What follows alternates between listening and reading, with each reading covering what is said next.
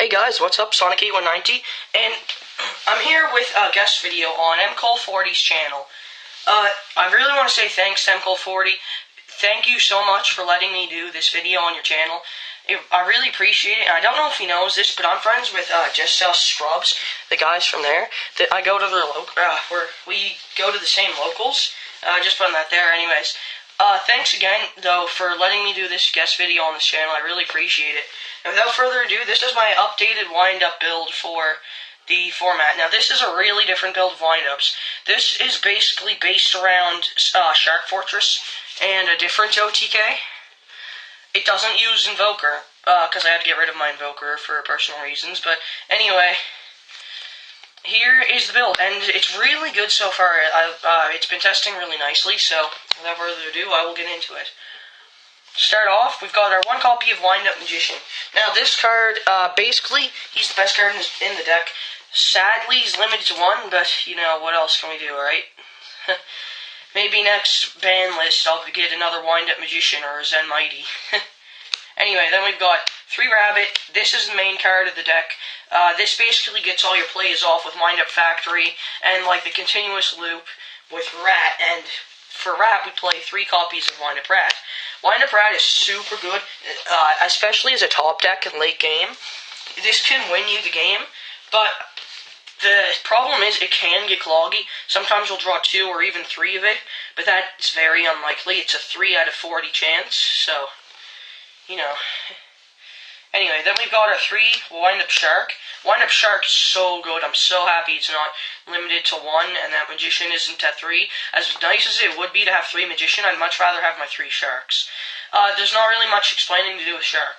And then we've got our 1 Warrior. Even though I don't play Invoker, this still works really well with the combo. What's it called? It's like a Shark Fortress loop. I forget what I called it. Anyway, then I've got 2 Snowman Eater. During testing, I found that Bujins and other decks like that, OTK-oriented, are really big this format, especially Bujins, because the lock with Bujin, Yamato, and the Crane, and just like the turtles and stuff engraved is really quite a pain. So, the thing about Snowman Eater is, against Bujins, you like set Snowman, they attack, damage step, you flip the Snowman Eater, it pops it, then damage happens and they both die. So, but it's really good. Now, of course, this is 1900, so if there's no, like, tankies or anything on the field to boost Yamato, they will slam into it, and you have a 1900 protector on the field. Then, one really good card, 3 Tour Guide from the Underworld. This card's so good at 3, but I'm not playing the other target, mainly because Night Assailant and Tour Bus are, like, really crappy. But I always draw 2 of this, so I was actually playing a game at Locals. I drew all 3 tour guides and my target for it, my last target. And that's one of the things that provoked me into taking it out. And also because it just got cloggy, I was playing Night Assailant. That was decent, but Tour Bus is absolutely horrible. So next we've got our 1 copy of Thunder King. Thunder King's pretty staple in wind-up, so I'm not going to explain anything there. Just going to move that aside. On to spells. 3 Factory. This card's so good with your rabbits. Opening Rabbit Factory is still really amazing. 3 MST, that's pretty staple. 3 Upstarts. I'm playing 3 Upstarts because I don't play 3 Duality. I don't have enough dualities to play at the moment. That's one of the reasons. But plus, I found that the theory behind this deck is you need to get into it as fast as possible and get all your plays off. But I personally think Duality messes up those plays. So I'm playing the Upstarts at the moment, testing them. They're working really good. Then I've got 2 Messengers apiece. Messenger apiece is really standard in this deck. You just play it and don't die.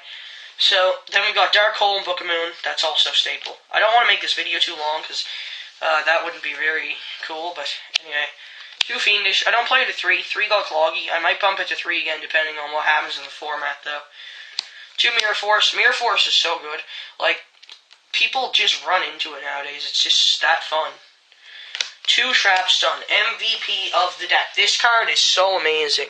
Like, basically, they have Skill Drain flipped up, or another card that's messing up, like Rivalry of Warlords or Goes in Match. You need to make your big push. you have the cards to do it, then you top deck this. So you have your Mirror Force or something else face down, or you're going to live for the next turn. And you're like, set a trap stun. Now, then the next turn, you can make your big push and go trap stun, stop all your opponent's back row, and go for game. It's so amazing. I'm probably never going to play this deck without playing it too for this format. Deep Prison was really bad during testing, so I cut it. Anyway, then we got Solemn Warning, Compulsory Evacuation Device, TT, and Bottomless. Those are really staple. The trap lineup, I don't really think I'd change anything about it at the moment. Mirror Force, that's always going to be played at 2, so just going to stick with it. Next, on to the side deck. 1 Grand Mal. Grand Mal is good against like the Ophion decks and just in general decks, just for those rogue decks. So 2 Max C, because Mermails are a thing, and rogue decks and heretics, and especially windups, the mirror match. 2 Effect Veilers. This is usually staple in windup side decks, but I'd never main it in windups unless it became so good that you needed to main it. Then we got 2 DD Crows. DD Crow's personal tech of mine.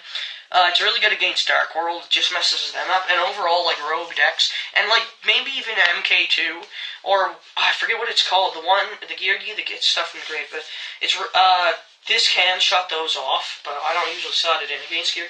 Another personal tech of mine is 2 Trigodias. Basically, the combo with this is go Max C, they're like, okay, you don't play anything on windups to stop me, drop Trag. If you're lucky, they special summon a ton of monsters. Sometimes you can get this guy up to like 5,000 attack if they special summon that much. I mean, if you're playing against Infernities, you basically automatically win. Then we got the 1D Fisher, which is pretty standard. I'm siding the 7 tools just for those trap-heavy decks, plus I don't have my Soul Drain anymore. I don't know what happened to that. I had it in my box, with my deck box with all my other stuff, and it just disappeared. I looked through my collection and it's gone, so I might have traded it not knowing in like a pile or something, because I did trade a pile of cards. But anyway, 2 Dust Tornadoes and 2 Mind Crush. That's pretty staple. Mind Crush is so good against spellbooks and Bujins, especially Bujin.